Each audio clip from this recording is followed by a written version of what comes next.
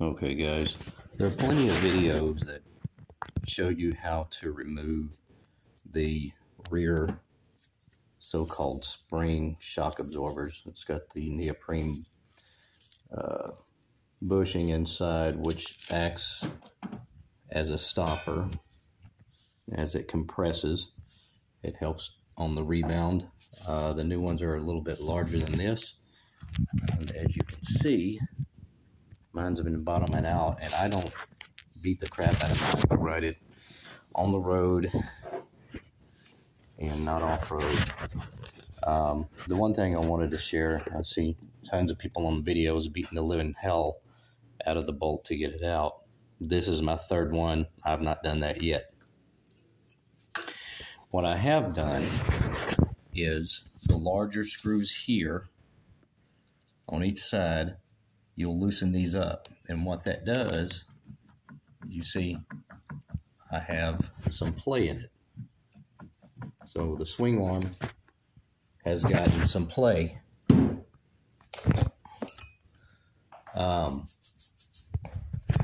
Also, if you unscrew the two larger screws here, that will remove the rear carrier.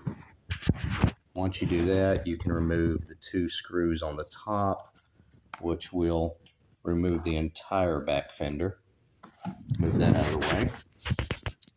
Then what you're going to do is remove the two screws from the caliper. And the reason you want to do this is because when the tire goes down, you don't want to put extra pressure on the hydraulic line or on the banjo fitting. So we want to keep that where it's not getting pinched or bound up. Now going into this, if both sides come off, what I suggest is take either red or blue Loctite, put the screw back in it. Once you put blue or red Loctite on it, let it set for a couple of hours. And then you'll come back over here. You will remove this side out. Now, once this side is out, what I've done is I put lithium grease, white lithium grease on each side. Now, the reason I use white lithium grease in this area is simply because this is not a rolling resistance area. So we're not worried about heat generating in this part of the scooter. Now, obviously, my shock system went here. And once you have this taken care of, and again, both sides, you want to loosen both of these screws so your sway arm will move back and forth just a little bit. Then we take this screw out of this side. Then what you're going to do is you're going to take your Allen wrench, and when it's in here, it is a little snug. So you're going to pull back just a hair as you turn it, and that will help slide this out. Now, once you get it out a little bit, obviously your wheel is going to be much higher at this point. Now, while it's up here, you can wiggle it up and down. And as you wiggle it up and down, your bolt will not very easily, but pretty easily slide out without beating the living hell out of it, like I see so many people using a hammer and a punch to knock out this bolt. Again, this is the third one I've done, and I have not had to beat the living hell out of any of them. Of course, I take a few more steps. A lot of people, they leave the fender on and everything else. For me, it's just easier to do it this way. And by the time I do what I do, and with the way that they do it, beating the living crap out of it and everything else, it actually comes down to about the same amount of time, because the way I do it, I'm not beating the pin out or the bolt out. I simply slide it out, and then I replace my new ones. It is winter, obviously, so it's getting to the point where I really can't ride much anyway. And I have my new upgraded shocks from AliExpress en route. So they're supposed to be here by the 24th, which is still quite a ways off, but I've got my other scooter over here, so if I need to, I'll just jump on it and go do what I got to do.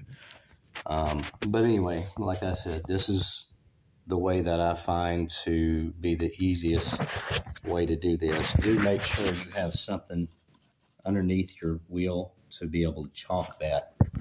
And then one other thing, I did chalk. If you see under here, I've got a small bucket.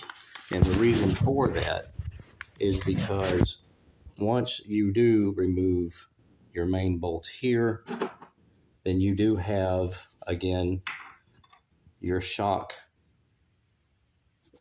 system. It goes in here. So once you remove these, underneath here you have 2 more Allen screws. And these have got to be obviously unscrewed and dropped out of place. And the easiest way I found this is, as long as I have my bucket or something up front keeping the front end from tipping. Now I'm at my house, obviously. At work, it's a different story because I actually have a workstation and I have the proper tools and the wedges and everything to keep it the way it's supposed to. But here at the house, I have to do like the majority of you and just make things work.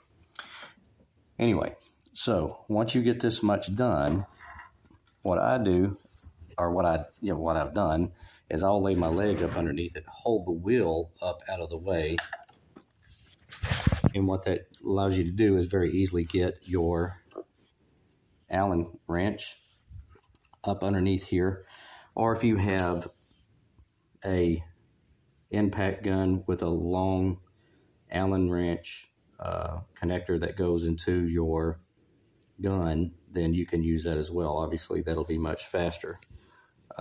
Just watch out that you don't over tighten when you go back, because this stuff is aluminum and you do not want to strip that out.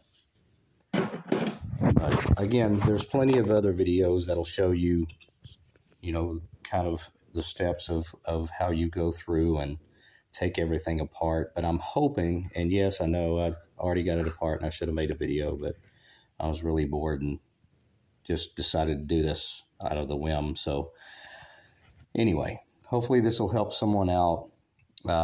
Instead of struggling with the bolts, getting them out and, make it a little bit easier on you.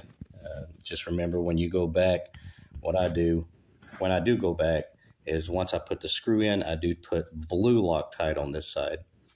I remove this one, blue Loctite, reinstall it, and the same over here. I'll pull it afterwards, blue Loctite, put it back in.